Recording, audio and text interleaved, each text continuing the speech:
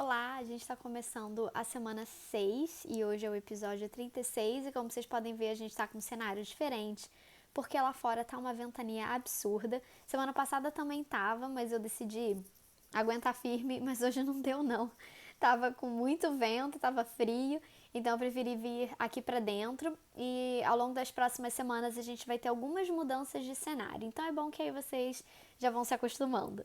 Bom, o texto de hoje está lá em Marcos 6, versos 7 a 13.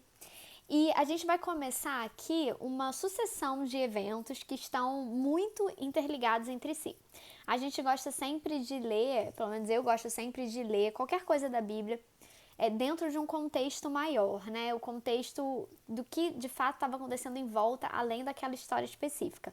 Mas os textos que a gente vai ler, que vão quase até o final do capítulo 6, eles estão de fato muito interligados. Então eu te convido a passar tempo aqui e acompanhar todos os episódios dessa semana. Bom, a gente está vendo aqui que Jesus, ele começa então a enviar os seus discípulos para fazer exatamente o que ele fazia.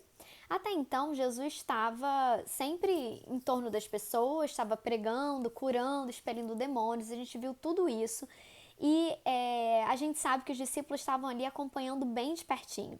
E a gente vê os passos de Jesus preparando os discípulos para fazer justamente o que eles vão começar a fazer agora.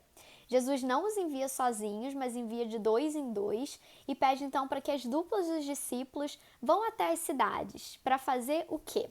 Fazer exatamente aquilo que Jesus estava fazendo. Lembra quando a gente falou da escolha dos 12, que eles foram separados entre uma multidão maior?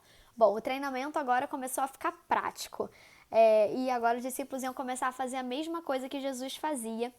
E a gente vê aqui também, na ordem do que eles deviam fazer, aquelas 4 áreas que a gente já falou alguns episódios atrás. A gente vê que os discípulos saíram, ou seja, eles mudaram a vida deles. O evangelho e seguir a Jesus impactou o estilo de vida deles. Então, primeiro eles saíram, depois fala que eles pregavam arrependimento, ou seja, eles falavam do reino de Deus, além da sua vida, com o ato de sair, através das suas palavras também.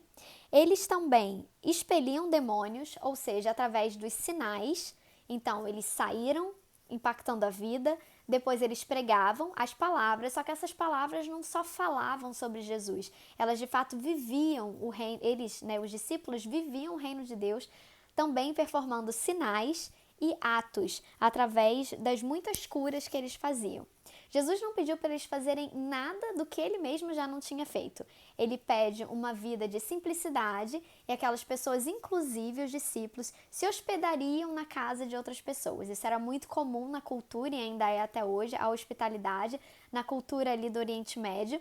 E os discípulos, ao usar da hospitalidade, eles também incluiriam outras pessoas no seu ministério, dando a elas a oportunidade de ajudar na pregação do reino de Deus e avisar para as outras pessoas sobre o reino de Deus.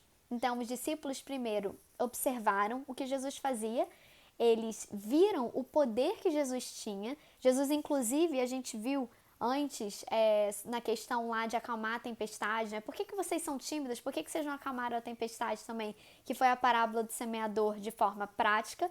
Então, Jesus já estava ali mostrando para eles, eu não vim aqui para fazer tudo sozinho, não. Vocês têm que vir e fazer aquilo que eu faço. E Jesus não mudou a técnica dele até hoje. A gente está aqui aprendendo sobre quem ele era e o que ele fazia, e o chamado continua o mesmo, para que a gente viva da forma que ele viveu aqui nessa terra.